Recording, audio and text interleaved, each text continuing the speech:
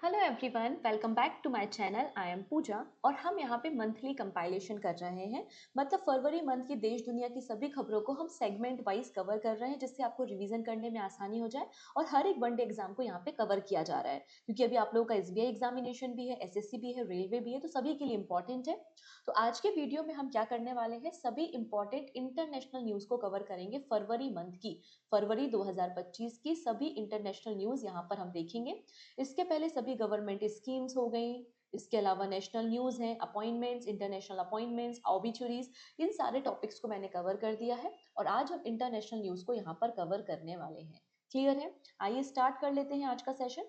सबसे पहली न्यूज है about the OPEC. What is the OPEC? क्योंकि यहाँ पर हुआ क्या है, ब्राजील ने ज्वाइन किया है ओपेक प्लस को।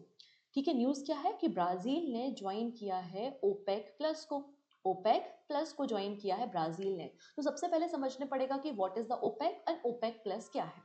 ओपेक का फुल फॉर्म एग्जाम में पूछा जा सकता है, याद रखेंगे, organisation of the petroleum exporting country. ठीक है, organisation of petroleum exporting country OPEC कहलाता है, जिसका फॉर्मेशन बगदाद इराक में हुआ था 1960 में। 1960 में 5 देशों ने एग्रीमेंट साइन करके ओपेक का फॉर्मेशन किया था। ये 5 कंट्री कौन सी हैं? Iran, Iraq, Kuwait, Saudi Arabia और वेनेजुला। ठीक है जी, इनको हम फाउंडिंग फादर्स के नाम से भी जानते हैं। ओपेक एक परमानेंट इंटर गवर्नमेंटल ऑर्गेनाइजेशन है, जिसका हेडक्वार्टर वियना ऑस्ट्रिया में है। ये अगर अपडेटेड लिस्ट के बारे में बात करें तो टोटल ओपेक मेंबर्स कितने हैं? 12 मेंबर नेशन आपको ओपेक देखने को मिलेंगे, जो कि ऑयल प्रोड्यूसिंग कंट्री हैं, ऑयल एक्सपोर्टिंग कंट्रीज हैं। और आप यहाँ पे 12 देशों के नाम याद रख सकते हैं, इंपॉर्टेंट है। ये ओपेक कंट्री आपको देखने को मिलेगी। अब इन ओपेक कंट्री के अलावा कुछ ऐसे देश भी हैं जो ओपेक का मेंबर नहीं है, लेकिन ऑयल को प्रोड्यूस करते हैं, ऑयल को एक्सपोर्ट भी करते हैं। तो ऐसी कंट्रीज को मिलाकर, मतलब ओपेक कंट्री और जो ओपेक की मेंबर नहीं है लेकिन ऑयल को प्रोड्यूस करती हैं, उन्हें मिलाकर ओपेक प्लस का फॉर्मेशन हुआ है। तो OPEC plus 22 oil exporting countries का ग्रुप है, जो कि डिसाइड करता है कि ऑयल की डिमांड के अकॉर्डिंगली इसकी सेल क्या होगी, इसकी मार्केट वैल्यू क्या होगी। ओपेक प्लस का फॉर्मेशन 2017 में किया गया था, जिसमें Russia, Azerbaijan, south Sudan, Sudan जैसे देश मिलेंगे। और रिसेंटली ओपेक प्लस को ज्वाइन कर लिया है किसने? ब्राजील ने। तो कौन सी नई कंट्री है जिसने ओपेक प्लस को ज्वाइन किया है? आंसर हो जाएगा ब्राजील। नेक्स्ट है, Niger achieve historic milestone, first African nation to eliminate onchocerciasis. Onchocerciasis को हम रिवर ब्लाइंडनेस के नाम से भी जानते हैं, और एक पैरासिटिक डिसीज आपको देखने को मिलेगी, जो कि ब्लैक फ्लाई के बाइट करने से, ब्लैक फ्लाई के काटने से ये जो बीमारी होती है, और इसके कारण समटाइम ब्लाइंडनेस मतलब अंधापन भी हो जाता है। इसलिए ऑन्कोसेरोसिस को हम रिवर ब्लाइंडनेस बीमारी के नाम से भी जानते हैं। और नाइजर पहली अफ्रीकन कंट्री बन गई है जिसको डब्ल्यूएचओ ने डिक्लेयर किया है कि ऑन्कोसेरोसिस फ्री कंट्री आपको मिल जाएगी। लगातार इन लोगों ने कैंपेन रन किए थे, 1976 से कैंपेन की शुरुआत की थी इस बीमारी को हराने के लिए। क्लियर है? डन। चलिए नेक्स्ट बात करेंगे। India second country in the world after China to launch EPL for pilot. EPL का मतलब होता है यहाँ पर इलेक्ट्रॉनिक पर्सनल लाइसेंस। देखो, लाइसेंस लेने के कई सारे तरीके होते हैं, मैनुअल तरीका होता है, यहाँ पर इलेक्ट्रॉनिक मोड ऑन किया था चाइना ने। और चाइना के बाद इंडिया दूसरा नंबर का देश बन चुका है जिसने ईपीएल को लॉन्च किया है। So India has become the second country in the world after China to launch electronic personal license for pilot in the civil aviation sector. हमारे जो यूनियन मिनिस्टर है सिविल एविएशन के रामा मोहन नायडू, उन्होंने इसे लॉन्च किया है। कहाँ पर? उड़ान भवन नई दिल्ली में।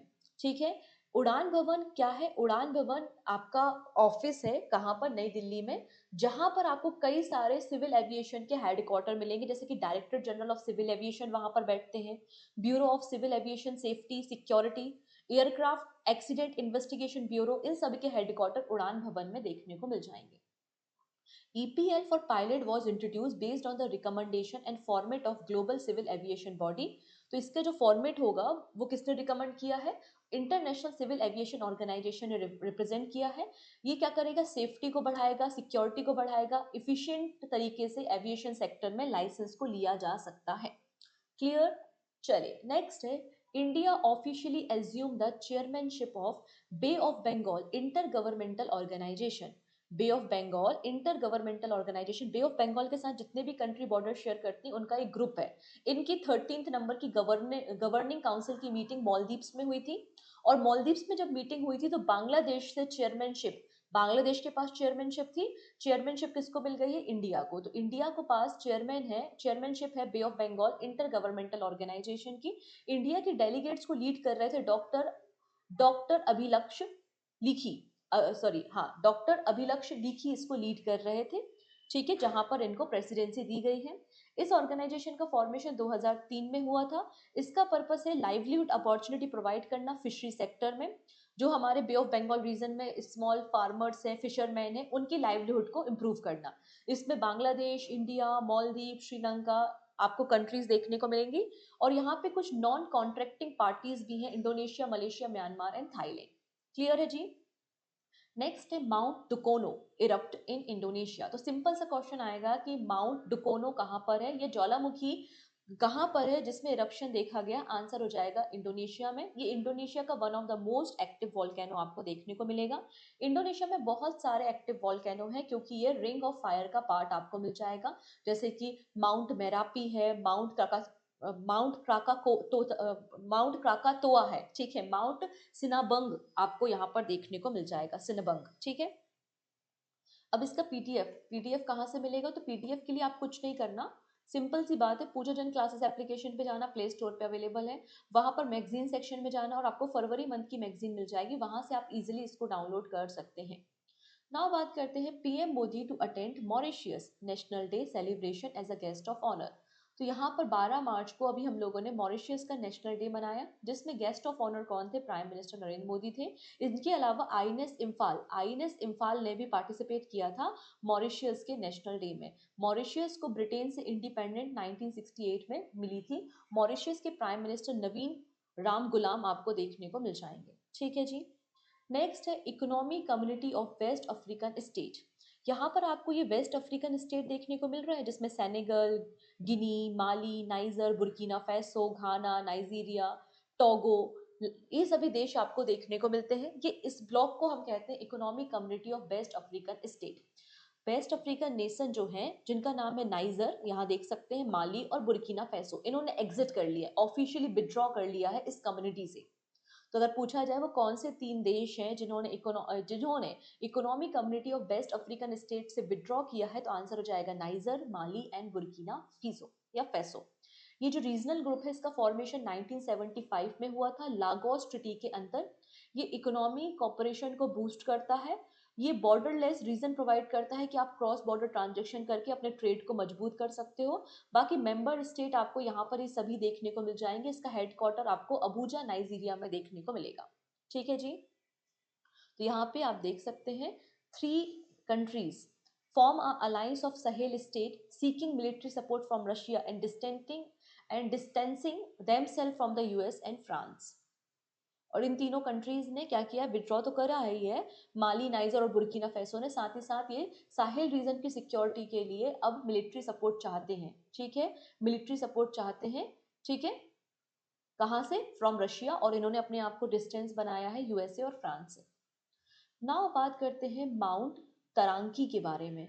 माउंट तरांकी ग्रांटेड लीगल पर्सनहुड, जैसे कि हमारी गंगा नदी को हमने कुछ फंडामेंटल राइट दे के रखे हैं। गंगा नदी को हम यहाँ पे एज अ पर्सन की तरह ट्रीट करते हैं कि लिविंग पर्सन है, ठीक है। वैसे ही यहाँ पे न्यूजीलैंड में एक माउंटेन है जिसका नाम है माउंट तरांकी, इसको भी लीगल पर्सनहुड का टाइटल दिया गया है, मतलब एज अ ह्यूमन बीइंग इसको ट्रीट किया जाएगा, जो कि ह्यूमन के पास फंडामेंटल राइट है वो इसको भी दिए जाएंगे। क्योंकि ये जो माउंटेन है वो माउरी पीपल के लिए एक रिलीजियस साइट, कल्चरल साइट और स्पिरिचुअल साइट आपको देखने को मिलेगी। माउरी पीपल कहाँ पे पाए जाते हैं, न्यूजीलैंड में पाए जाते हैं।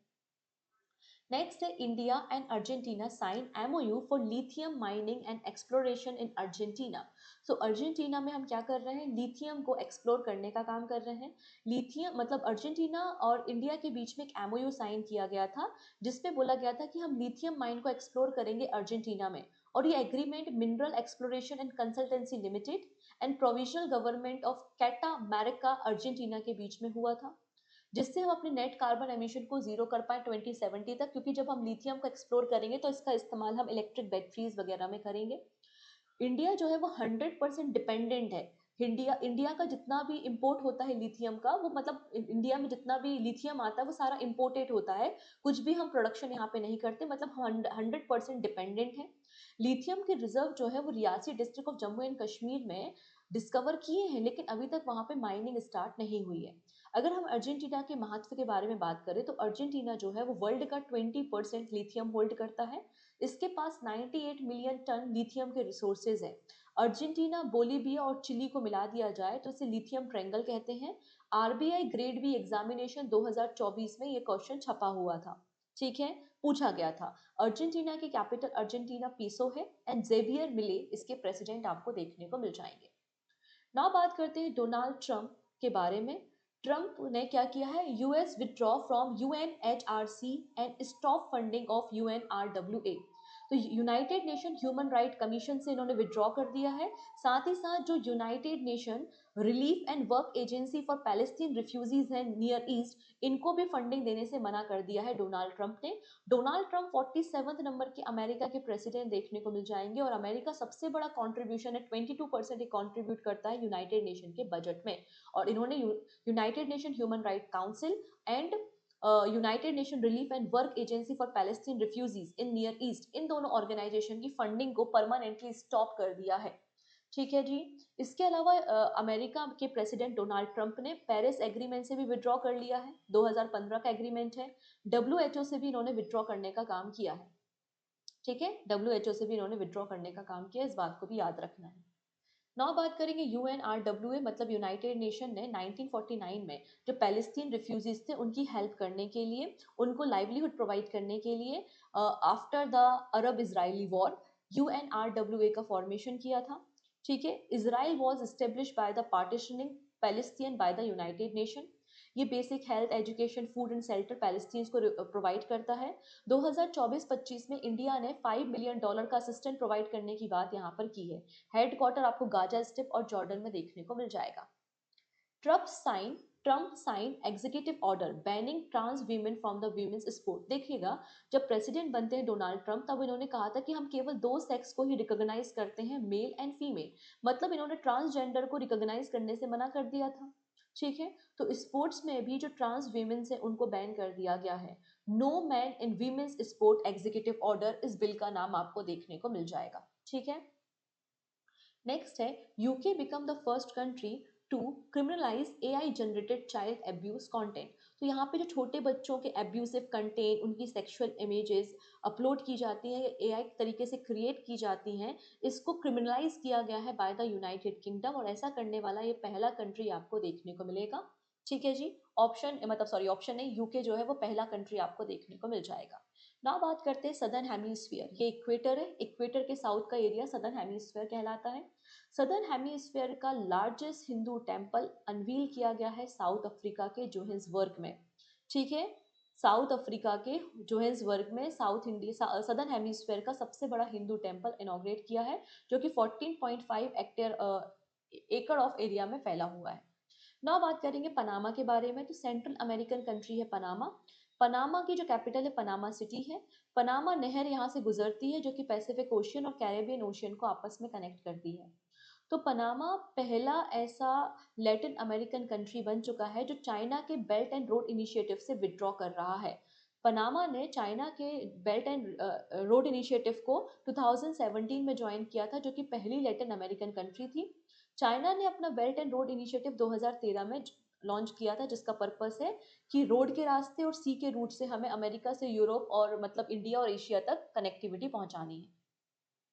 नेक्स्ट है PM Modi and Macron to inaugurate Indian consulate in Marseille.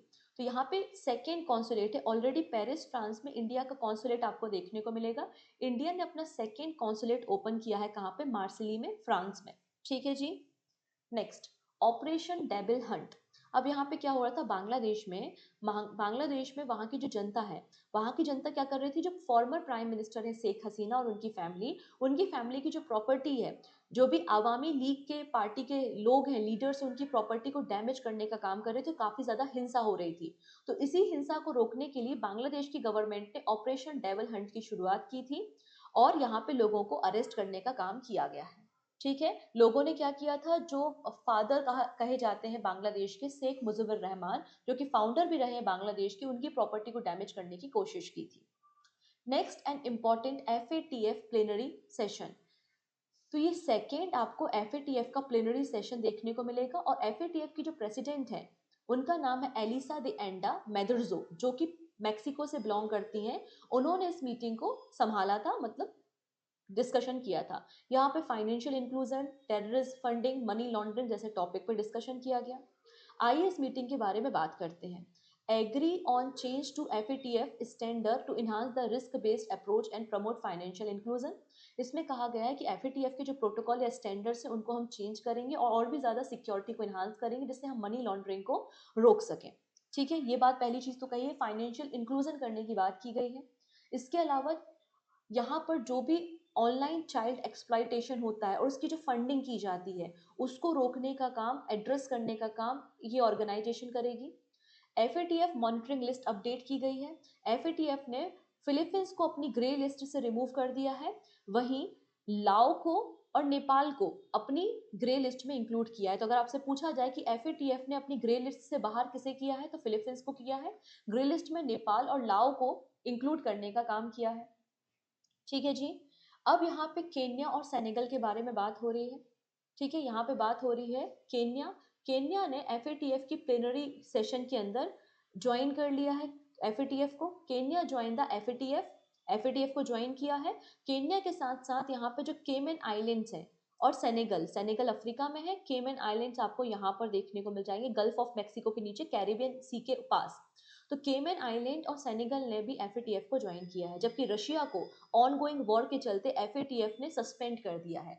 तो आपको क्या क्या याद रखना है, पहली बात याद रखना है कि FATF ने क्या किया है, फिलीपींस को ग्रे लिस्ट से बाहर किया है, लाओ और नेपाल को ग्रे लिस्ट में इंक्लूड किया है। FATF को ज्वाइन किया है केन्या ने, केमन आइलैंड और सेनेगल ने, और रशिया को FATF ने सस्पेंड करने का काम किया है। ठीक है, इसके अलावा FATF के वाइस प्रेसिडेंट अपॉइंट किए गए हैं 25-27 के लिए, जिनका नाम है गिल्स थॉमसन, जो कि यूके के हैं। तो अगर आपसे पूछा जाए कि FATF की प्रेसिडेंट कौन है, तो एलिसा दे एंडा आपको मिल जाएंगे, जो कि मैक्सिको से हैं। और अगर आपसे वाइस प्रेसिडेंट पूछ लिया जाए तो याद रखेंगे गिल्स थॉमसन है, जो कि यूके से हैं। ठीक है, FATF की जो प्लेनरी सेशन होती है वो साल में 2 बार आपको देखने को मिलेगी, और इस सेकेंड एडिशन जो है वो मार्च में हो रहा है। ठीक है जी, इतनी चीजें क्लियर। FATF का हेडक्वार्टर कहाँ है, पेरिस फ्रांस में है। FATF का फुल फॉर्म क्या होता है, फाइनेंशियल एक्शन टास्क फोर्स होता है। 1989 में इसका फॉर्मेशन किया गया था। ठीक है, 3 बार, सॉरी, इसकी प्लेनरी सेशन होती है 3 बार, फरवरी, जून और अक्टूबर में, 3 बार याद रखेंगे। ठीक है, नाउ बात करते हैं साफ्टा के बारे में। साफ्टा का मतलब है south Asian free trade area. तो साउथ एशियन कंट्रीज का एक ग्रुप है जो फ्री ट्रेड को प्रमोट करते हैं, जिसको हम साफ्टा कहते हैं। साफ्टा में मालदीव, नेपाल, पाकिस्तान, श्रीलंका, इंडिया, भूटान, बांग्लादेश और अफगानिस्तान, ये कंट्रीज आपको साफ्टा के मेंबर देखने को मिलेंगे। रिसेंटली न्यूज में क्यों है, देखिएगा। अब अगर आप जरा ऐसा सोच के देखिए, अगर कोई देश अपने कंट्री से इम्पोर्ट ड्यूटी को हटा दे, ठीक, इम्पोर्ट ड्यूटी अगर हटा दे तो आपका डोमेस्टिक प्रोडक्शन खराब होगा, क्योंकि चीजें सस्ते दामों पे मिलने लगेंगी। और अगर कोई देश इम्पोर्ट ड्यूटी को या कस्टम ड्यूटी को एक्सटेंड कर दे या बढ़ा दे, तो क्या होगा, दूसरे देशों के जो प्रोडक्ट्स होंगे वो महंगे होंगे, तो मार्केट वैल्यू कम हो जाएगी, क्योंकि प्रोडक्ट अगर महंगे होंगे तो मार्केट के लोग कम खरीदेंगे। बात समझ में आ रही है, उसी पे सारी चर्चा हो रही है। Solvent extractor association of India has requested the government of regulate the inflow of edible oil from Nepal and other SHARC country due to the misuse of the SAFTA norms। तो SAFTA norms free trade agreement को support करता है, free trade को support करता है, लेकिन जो oil को, ईडेबल ऑयल को इंपोर्ट किया जा रहा है नेपाल से और अलग शार्क कंट्रीज से, इससे भारत का जो मार्केट है वो थोड़ा सा डिस्टर्ब हो रहा है। इसलिए solvent extractor association of India ने रिक्वेस्ट की है साफ्टा से, गवर्नमेंट से, कि आप इसको थोड़ा सा रेगुलेट करें। Duty free import is affecting even southern and central part of country. तो साफ्टा एक फ्री ट्रेड अरेंजमेंट है south Asian association of regional corporation का। ये एग्रीमेंट 2006 में आया था। ठीक है, 2006 में ये एग्रीमेंट आया था। अफगानिस्तान, बांग्लादेश, भूटान, नेपाल, इंडिया, मालदीव, नेपाल, पाकिस्तान और श्रीलंका इसके सिग्नेटरीज आपको मिल जाएंगे। ना बात करते हैं अरब लीग के बारे में। यहाँ पर ये जो सभी कंट्रीज दिखाई दे रही हैं ग्रीन कलर की, ये इनको कहा जाता है अरब लीग। अरब लीग का फॉर्मेशन 1945 में हुआ था, और 6 मेंबर इसके सिग्नेटरी आपको देखने को मिलेंगे कायरो, इजिप्ट में। अब आपको इजिप्ट, इराक, ठीक है। इसके अलावा Jordan, Lebanon, Saudi Arabia, Syria, Yemen, ये सभी कंट्री आपको अरब लीग का पार्ट देखने को मिलेंगी। तो अरब लीग को लीग ऑफ अरब स्टेट भी कहा जाता है, जो कि एक वॉलेंट्री एसोसिएशन है अरब कंट्री का, जो कि अरेबिक भाषा बोलते हैं। ठीक है। अभी इन्होंने रिजेक्ट किया है गाजा रीलोकेशन प्लान। ठीक है। जो गाजा रीलोकेशन, क्योंकि अभी जो इसराइल और गाजा की वॉर चल रही थी, तो गाजा रीलोकेशन प्लान को अरब लीग ने क्या किया है, रिजेक्ट कर दिया है। अरब लीग में 22 मेंबर हैं, इजिप्ट में हेडक्वार्टर है, अरेबिक भाषा को बोलते हैं। ठीक है। इसमें ब्राजील, इरिट्रिया, इंडिया और वेनेजुएला आपको ऑब्जर्वर कंट्री भी देखने को मिल जाएंगी। डन। अरब लीग ने यूएस प्रेसिडेंट डोनाल्ड ट्रंप का गाजा रिलोकेशन प्लान रिजेक्ट किया है, ये आपको न्यूज में देखने को मिल रहा है। ना बात करेंगे world economy forum annual meeting के बारे में। दाओस स्विट्जरलैंड में वर्ल्ड इकोनॉमी फोरम की एनुअल मीटिंग हुई है। इसकी थीम थी collaboration for the intelligence age. अब इंडिया की बात करें तो इंडिया ने 20 लाख करोड़ रुपए के इन्वेस्टमेंट को सिक्योर कर लिया है, कि अलग अलग देश 20 लाख करोड़ रुपए का इन्वेस्टमेंट कमिट करते हैं, कहां पर, इंडिया में। और जो मैक्सिमम इन्वेस्टमेंट आएगा लगभग 80%, वो आपको महाराष्ट्र राज्य में देखने को मिलेगा। तेलंगाना गवर्नमेंट ने 1.79 लाख करोड़ रुपीस के इन्वेस्टमेंट को सिक्योर करने का काम किया है। वहीं केरला में ट्रांसफॉर्मेशन किया जाएगा, और उत्तर प्रदेश में 1 ट्रिलियन इकोनॉमी करने का टारगेट है बाय द 2029। ये सारी बातें इस पर मेंशन की गई हैं। वर्ल्ड इकोनॉमी फोरम की जो एनुअल मीटिंग थी वो दाओस में हुई थी, जिसमें 5 यूनियन मिनिस्टर के साथ साथ 3 राज्यों के मुख्यमंत्री ने भी पार्टिसिपेट किया था, और 100 से ज्यादा कंपनी के सीईओ ने पार्टिसिपेट किया था। इसमें केरला, तेलंगाना, उत्तर प्रदेश, आंध्र प्रदेश, महाराष्ट्र, तमिलनाडु, कर्नाटक और वेस्ट बंगाल के डेलीगेट शामिल हुए थे। आंध्र प्रदेश की थीम थी business with speed and innovation. Andhra Pradesh की थीम क्या थी, business with speed and innovation. इन्होंने कहा है कि हम 1054 किलोमीटर के कोस्टल एरिया में कोस्टल लाइन बनाएंगे, और यहाँ पे हम फ्रेंडली पॉलिसी लेकर आएंगे। हम अपने एयरपोर्ट्स को अपने जो कार्गो टर्मिनल्स हैं उनके साथ कनेक्ट करेंगे, और ग्लोबल इन्वेस्टमेंट को अट्रैक्ट करेंगे। महाराष्ट्र की थीम थी the industrial power house of India. वही तेलंगाना की थीम थी बिजनेस। ठीक है जी। तो ये सारे डिस्कशन यहाँ पर हुए हैं। ना बात करेंगे mega plus mega is equal to mega partnership. अभी क्या कहानी बोल रहे हैं जरा देख लेते हैं। तो प्राइम मिनिस्टर मोदी का विजिट था, कहाँ पर, अमेरिका में विजिट करने गए हुए थे, और इंडिया यूएस रिलेशन पे डिस्कशन हुआ। हमने यहाँ पे डिफेंस सेक्टर में, सिक्योरिटी और ट्रेड सेक्टर में फोकस किया, एग्रीमेंट को साइन किया। इसके अलावा दोनों देशों ने डिसाइड किया कि हम अपने बायलेटरल ट्रेड को, दोनों देशों के बीच के जो ट्रेड्स हैं उनको $500 बिलियन कर देंगे बाय द 2030। ये भी यहाँ पर कहा गया। ठीक है। इंडिया ने कहा कि हम अमेरिका से ऑयल, गैस और मिलिट्री इक्विपमेंट को और भी ज्यादा परचेज करेंगे। ठीक है। ये बात यहाँ पर मेंशन की गई है। अब यहाँ पे मिगा का मतलब होता है make India great again, make India great again, और यहाँ पर मेक अमेरिका ग्रेट अगेन, और इन दोनों को मिला के हो गया आपका क्या, इनका हो गया मेगा पार्टनरशिप। मेगा पार्टनरशिप, समझ गए कि दोनों देश एक दूसरे से क्या कर रहे हैं, पार्टनरशिप कर रहे हैं, एक दूसरे को स्ट्रेंथ अप कर रहे हैं, और $500 बिलियन का हमें ट्रेड भी करना है 2030 तक। इसके अलावा इंडिया ने कहा है कि हम F-35 स्टेल्थ फाइटर जेट को भी परचेज करेंगे अमेरिका से। Now PM Modi received Starship heat shield tile from the Musk. Elon Musk का जो रॉकेट गया था, स्पेस एक्स का जो रॉकेट गया था स्पेस में, कब गया था, अक्टूबर में 2024 में। इसकी जो शील्ड है, मतलब इसकी जो बॉडी बनाई गई है शील्ड, इसका एक ब्लॉक प्राइम मिनिस्टर को गिफ्ट किया गया है। So prime minister Narendra Modi met with Tesla and SpaceX CEO Elon Musk at Blair House in Washington. और इस मीटिंग में मस्क ने मोदी को प्रेजेंट किया एक hexagonal ceramic heat shield tile, जो कि SpaceX Starship test flight का पार्ट था। इस टाइल की मदद से क्या होगा, हम पता लगा पाएंगे, मतलब इंडिया में आएगा ऑब्वियस सी बात है टाइल, तो हम पता लगा पाएंगे कि इसमें कौन सा मटेरियल इस्तेमाल किया गया था, जो कि स्पेस क्राफ्ट को प्रोटेक्ट कर रहा था एक्सट्रीम हीट कंडीशन में, जब इसने री एंटरिंग की थी एटमॉस्फेयर में। अब बदले में हमने कुछ तो गिफ्ट दिया होगा, तो प्राइम मिनिस्टर मोदी ने एलॉन मस्क को और उनके बच्चों को 3 गिफ्ट की हैं पुस्तकें। Crescent moon by the Rabindranath Tagore, तो क्वेश्चन बनेगा द क्रिसेंट मून किसकी पुस्तक है, रविन्द्रनाथ टैगोर की। द ग्रेट आर के नारायण कलेक्शन और पंचतंत्र बाय द विष्णु शर्मा, ये गिफ्ट करने का काम किया है। नेक्स्ट है PM Modi virtually address the 4th edition of Samvad in Thailand. तो 4th एडिशन संवाद का कहां पर हुआ था, थाईलैंड में हुआ था। ठीक है। जहां पर Hindu Buddhist initiative for conflict avoidance and environment consciousness पर डिस्कशन किया गया। बैंकॉक में इसका इनॉग्रेशन करने का काम प्राइम मिनिस्टर मोदी ने किया था। यहाँ पर 2 सिटीज पे फोकस किया गया, अयोध्या एंड अयोध्या। ठीक है। और यहाँ पे अयोध्या जो है वो थाईलैंड की एक यूनेस्को वर्ल्ड हेरिटेज साइट भी आपको मिल जाएगी। फिर New Delhi based Vivekananda international foundation main organiser था, संवाद को ऑर्गेनाइज करने का काम किया, जिसकी थीम थी एशियन सेंचुरी ऑफ धर्म धम्मा। ठीक है, संवाद एक इनिशिएटिव है प्राइम मिनिस्टर मोदी का, जिसको 2015 में शुरू किया गया था बाय द शिंजो अबे और प्राइम मिनिस्टर मोदी। ठीक है, नेक्स्ट बात करेंगे यूएई एडीएनओसी साइन 14-ईयर deal with IOCL to supply LNG. तो यूनाइटेड अरब एमिरेट्स बेस्ड एक कंपनी है जिसका नाम है Abu Dhabi national oil company. इन्होंने 14 साल की डील साइन की है इंडियन ऑयल कॉर्पोरेशन लिमिटेड के साथ, और ये 14 साल तक एलएनजी गैस को सप्लाई करेंगे भारत में। ठीक है, अभी जो third edition India energy week का हुआ था नई दिल्ली में, तब इस एग्रीमेंट को साइन किया गया है। और पहली बार India, for the first time India export भी करेगा एलएनजी। कहां पर? नेपाल। एलएनजी को हम एक्सपोर्ट करेंगे पहली बार नेपाल में, इस बात को याद रखना है। This will be the first ever export of LNG from India to the foreign country, so this is very important. तो आइए हम कुछ इंपॉर्टेंट बातें करेंगे। पहली बार इंडिया ने एग्रीमेंट साइन किया है कि वो एलएनजी को एक्सपोर्ट करेगा नेपाल में। इंडियन ऑयल कॉर्पोरेशन लिमिटेड ने एग्रीमेंट साइन किया है योग्या होल्डिंग नेपाल के साथ, और लगभग 1000 टन एलएनजी को एक्सपोर्ट किया जाएगा नेक्स्ट 5 ईयर्स में।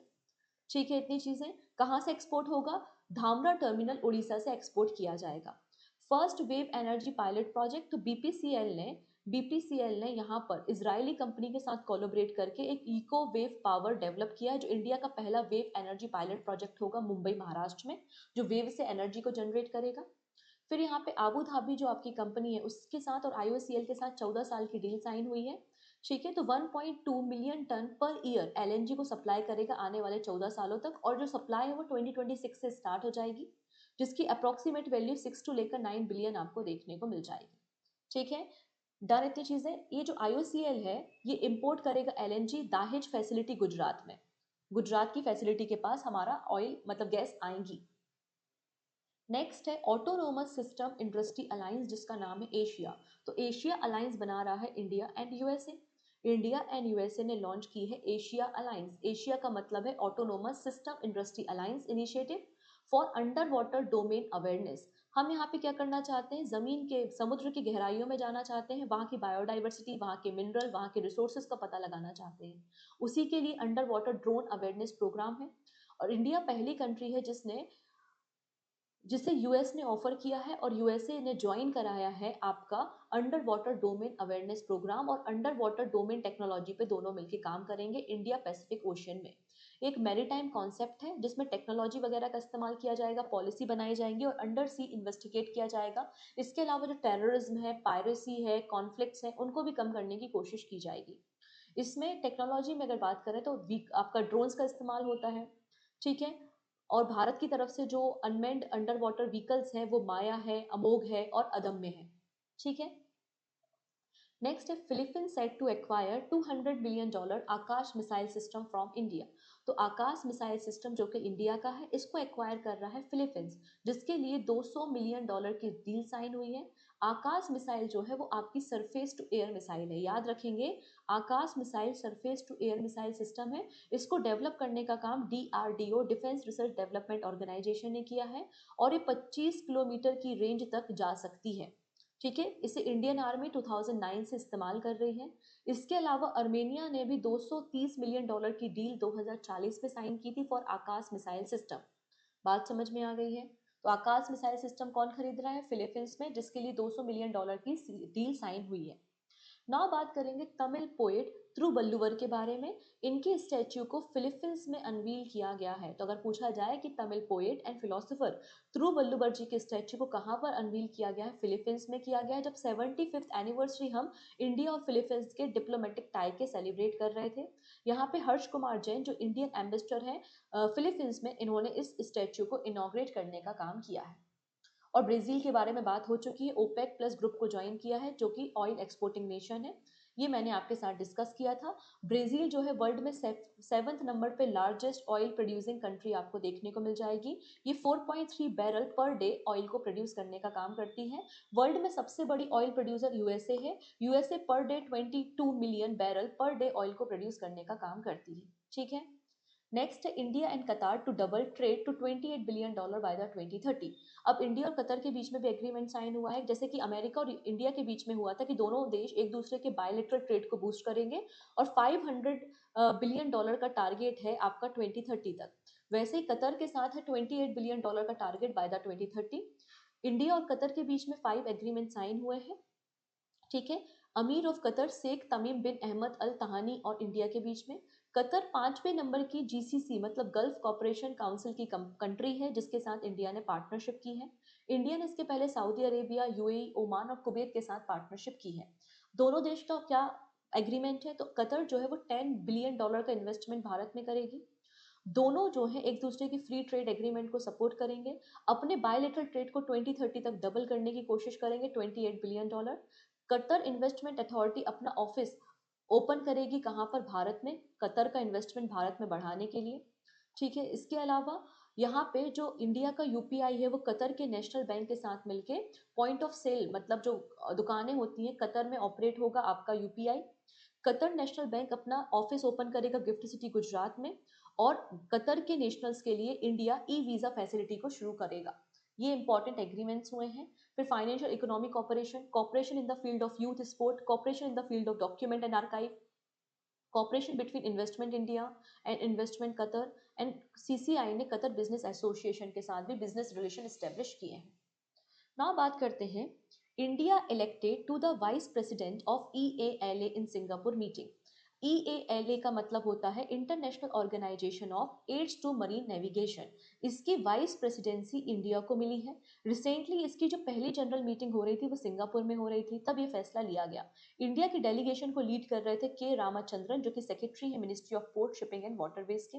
ये जनरल मीटिंग में क्या होता है, अलग अलग देशों के स्टेक होल्डर आते हैं और डिस्कस करते हैं किस तरीके से हम वेसल ट्रैफिक को कंट्रोल कर सकते हैं, किस तरीके से नेविगेशन को इन्हांस कर सकते हैं और किस तरीके से नई इमर्जिंग टेक्नोलॉजी को हम मरीन में लगा सकते हैं। ठीक है। जनरल असेंबली की वाइस प्रेसिडेंसी भारत को मिली है 2025 से 2027 तक के लिए। इसमें 21 मेंबर हैं। 1957 में इसका फॉर्मेशन पेरिस फ्रांस में हुआ था। क्लियर है इतनी चीजें? तो आपको याद रखना है कि international organisation of aids to marine navigation की वाइस प्रेसिडेंसी भारत को मिली है। डन। तो ये हमारी सभी इंटरनेशनल न्यूज हो गई जो कि फरवरी मंथ के लिए इंपॉर्टेंट थी। आई होप आपने एंजॉय किया होगा सेशन। अगर सेशन पसंद आए तो आप शेयर कर सकते हैं क्योंकि आने वाले हर एक वनडे एग्जाम के लिए ये कंपाइलेशन चल रहा है। और पहली बार आए तो सब्सक्राइब कर लेना और पीडीएफ के लिए पूजा जैन क्लासेस एप्लीकेशन को विजिट कर लेना। आपको फरवरी मंथ की मैगजीन मिल जाएगी। Okay, so thank you so much. मिलते हैं नेक्स्ट वीडियो में। Take care.